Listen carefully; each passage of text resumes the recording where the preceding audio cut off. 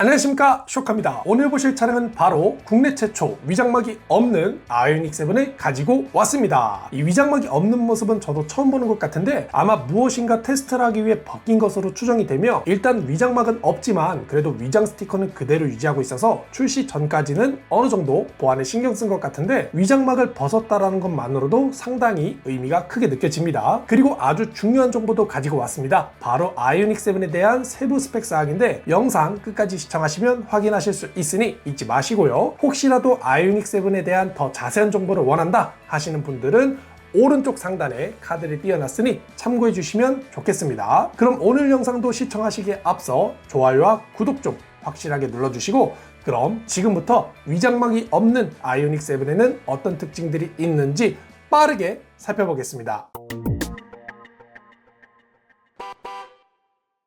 먼저 차량의 전면부를 보면 이야, 확실히 위장막이 없으니까 느낌이 좀 많이 다른 것 같아요. 위장막이 있었을 때는 차가 좀 뚱하고 못생긴 게 어딘가 어설퍼 보였는데, 막상 위장막을 벗겨놓으니 그동안 우리가 보지 못했던 부분들이 새롭게 드러나면서 예상했던 것보단 훨씬 더 정제되고 깔끔한 모습을 보여주는 것 같은데, 생각했던 것 이상으로 괜찮은 것 같아서 갑자기 없던 기대감이 다시 생기는 것 같습니다. 그만큼 의외의 모습을 보여주고 있는 것 같고, 그리고 전면의 라이팅 부분을 보면 상단의 DRL 라인이 하나의 큰 패널에 들어가 있는 것을 볼 수 있는데, 일단 컨셉카에서 보여준 것과는 꽤 많이 다른 디자인을 보여주고 있어요. 그랜저처럼 심리스 호라이즌 형태가 아닌 패널로 해놨다는 건 아마 이 부분에서 뭔가를 더 보여주기 위해서가 아닐까 싶은데, 조심스럽게 예상을 해보자면 EV9처럼 라이팅 패턴들을 커스터마이징해서 띄워놓을 수 있도록 해놨을 것 같습니다. 다음으로 헤드램프를 보면 일단 버티컬 타입의 MLA를 기반으로 한 램프가 적용될 것으로 보이며, 아이오닉 브랜드의 상징과도 같은 픽셀 그래픽이 적용된 것을 볼 수 있는데, 컨셉카에서 선보인 디자인을 최대한 잘 발현해 놓은 것 같아요. 다음으로 그릴 부분을 보면 굉장히 넓은 영역이 막혀있고 평평하게 처리된 것을 볼 수 있죠. 마치 이 부분에 수많은 LED 모듈들이 박혀 있어서 차 안에서 글씨를 쓰면 여기에 표현이 될 것 같은 기능이 있을 것 같이 생겼지만 없습니다. 그냥 픽셀 패턴이 클리어 타입으로 딱 들어가 있고, 중앙에는 크게 반자율 주행용 레이더 센서가 내장되어 있어요. 그리고 열심히 개발 중인 HDP 라이다 센서가 추가가 되면 이 부분에 이렇게 양쪽으로 들어간다고 하네요. 그래서 막 글씨를 써가지고 여기에 띄우거나 또는 LED 라이팅을 통해서 보행자와 상호 인터랙션을 할 수 있는 기능이 들어갈 것 같지는 않은데, 최근에 중국 전기차들을 보면 상호 인터랙션을 할 수 있는 기능들이 추가된 채로 공개된 차량들을 볼 수 있죠.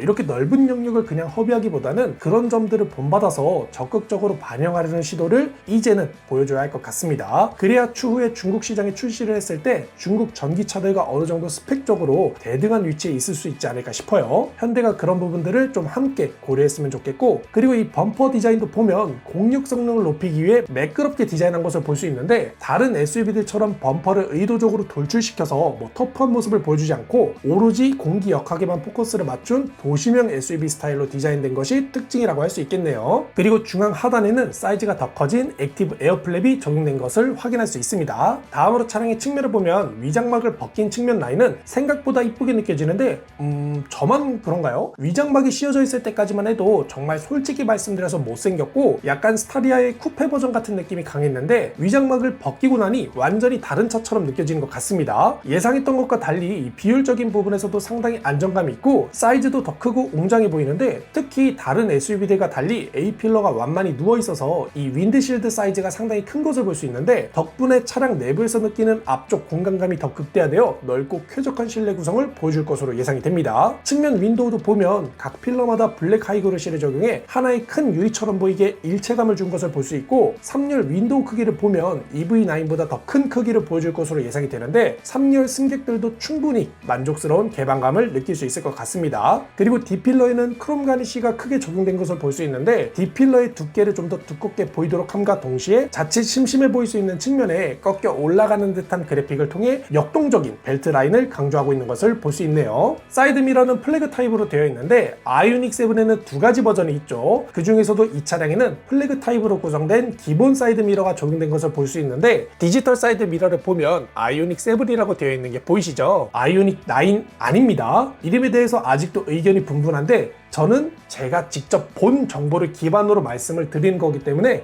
참고를 해주시면 좋을 것 같습니다. 그리고 도어 캐치도 보면 이렇게 드러난 것은 처음인 것 같은데 지금 보시는 것처럼 오토 플러시 타입으로 되어 있고 형태는 그랜저에 들어간 것과 동일한 것으로 보이는데 깔끔한 측면을 보여주기 위해 크롬 몰딩은 제거될 것으로 예상이 되네요. 충전구 위치는 오른쪽 후방에 마련되어 있으며 깔끔하게 처리한 것을 볼 수 있습니다. 도어 패널 쪽에 적용된 캐릭터 라인도 보면 프론트 펜더부터 시작해서 리어 펜더 상단을 지나 테일게이트까지 일자로 쭉 이어지는 것을 볼 수 있는데 큰 기교 없이 깔끔하니 단정한 모습을 보여주고 있네요. 도어 하단에도 별도의 라인을 잡아놨는데 측면에서 봤을 때 차가 좀 더 날렵해 보이도록 디자인한 것을 볼 수 있고 그리고 클래딩 파트도 보면 휠 아치를 두껍게 감싸고 있는 것을 볼 수 있는데 트림에 따라 바디 컬러 적용 유무가 달라질 것으로 예상이 됩니다. 지금 장착된 휠은 19인치로 추정이 되는데 디자인을 보면 살짝 긴가민가 하죠. EV9을 보면 특유의 개성 넘치는 휠 디자인과 패턴들을 통해 디자인을 상당히 강조하고 있는데 그에 반해 아이오닉 7은 대중적인 디자인을 통해서 혁신을 강조하기보단 약간 노멀한 모습을 보여주고 있어요. 어디선가 좀 쉽게 볼 수 있을 법한 디자인이라 살짝 아쉽게 느껴집니다. 다음으로 차량의 후면을 보면 일단 가장 먼저 눈에 띄는 부분이 있는데 바로 리어램프죠. 현대자동차 역사를 통틀어서 가장 긴 리어램프를 가질 것으로 보이며 확실히 컨셉카에서 보여준 디자인을 최대한 살리려고 노력한 것을 볼 수 있는데 굉장히 파격적인 시도임은 분명한 것 같습니다. 그리고 아이오닉 브랜드의 상징인 픽셀 패턴들이 굉장히 광범위하게 적용되어 누가 봐도 이 차량은 아이오닉 시리즈의 플래그십 모델이다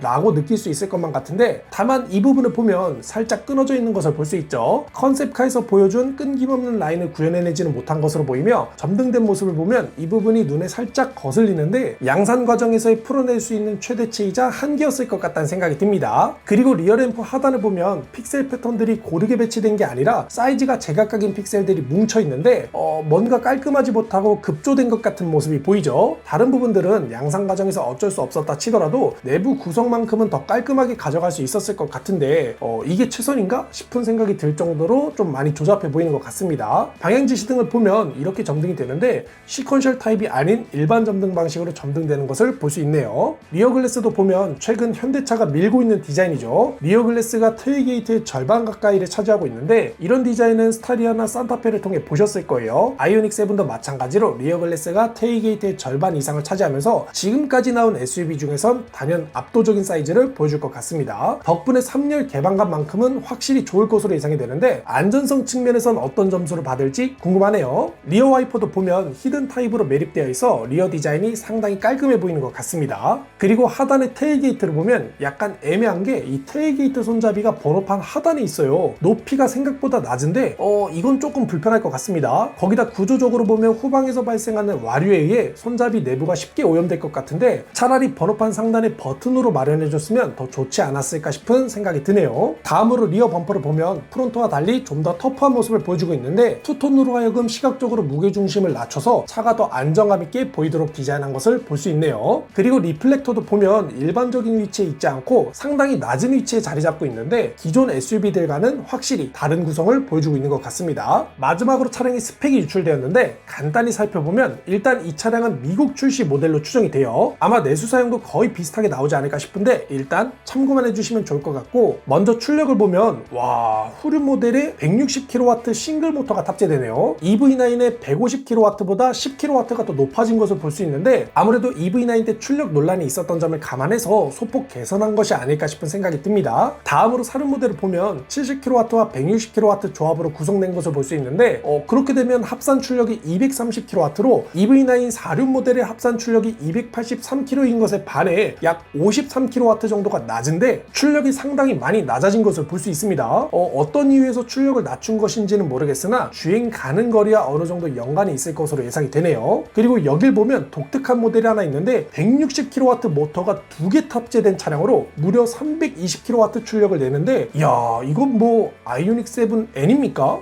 정말 출력이 어마어마하네요. 거기다 21인치 휠에 다른 차량엔 안 들어가는 원격 스마트 주차 보조와 액티브 사운드 그리고 액티브 노이즈 컨트롤 로드 기능까지 탑재된 그야말로 끝판왕인데 어떤 차량인지 상당히 궁금하네요. 지금 기아에선 고성능 모델인 EV9 GT가 나올 예정인데 아마 거기에 대응하는 차량으로 준비하고 있는 것 같습니다. 그리고 인승도 보면 모델에 따라 6인승과 7인승으로 구분되어 있는데 5인승은 따로 없을 것으로 보이며 내수 사양도 유사한 구성을 보여줄 것으로 예상이 되네요. 하네요. 자, 어쨌든 오늘은 이렇게 현대에서 만든 대형 전기 SUV 아이오닉 7의 위장막이 제거된 모습과 스펙을 간단히 살펴봤는데, 오늘 영상도 재밌게 보셨다면 좋아요와 구독, 알림 설정 잊지 마시고 다음에는 더 좋은 영상으로 찾아뵙겠습니다.